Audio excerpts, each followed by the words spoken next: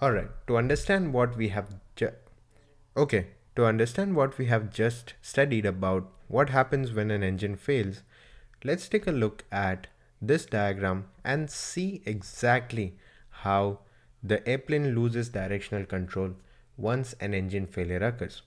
Whenever an engine fails, there are three things that occur: yaw, roll, and roll. What are these yaw, roll, and roll? Let's take an example. Let's fail one of these engines. Let's say the engine on the right fails. The right engine has failed, and now we don't have thrust from this side at all. So what do we have? We have a left engine which is working and producing thrust, and right engine which is dead and not producing any thrust.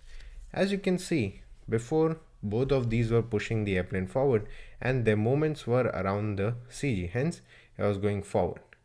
Now we don't have a right engine, but the moment is still always going to occur along the CG. What will the left engine do to the airplane? It will cause a yaw to the right because there is thrust on the left of the CG causing a moment to the right. This particular example illustrates that whenever an engine fails, the airplane starts to yaw towards the dead engine or the inoperative engine because of asymmetrical thrust. Basically zero thrust and thrust from this side. On top of that, you will see that if this particular propeller is windmilling and not feathered, which means it is still interacting with air, it is rotating, instead of producing thrust because the engine is dead, it is producing parasite drag. So it is actually pulling the airplane back on this side by producing parasite drag. Why? A rotating or a windmilling propeller without the engine working is basically acting like a block or a disc against the airflow that is coming in from the front, and it is not allowing air to move smoothly through the airplane. Because it is interacting with the incoming air, it is producing parasite drag, form drag because of its shape, and hence pulling the airplane back on this side. So having a propeller which is windmilling will make it worse for the yaw.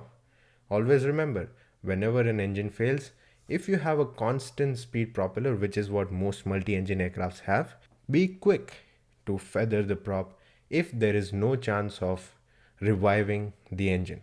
If you think that the engine is gone and you won't be able to restart it, feather the prop as soon as you can because it will help you with reducing your amount of work in trying to maintain the direction.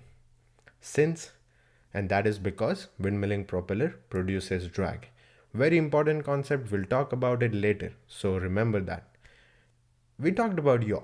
What about the two rolls that I mentioned? I said yaw, roll and roll. Why will the airplane roll? For that, take a look at the accelerated slipstream diagram. We drew this diagram when we were talking about and understanding how induced flow causes the lift to be unevenly distributed and makes this kind of a diagram, right? Now imagine the right engine failure. There won't be uneven distribution of lift on this side.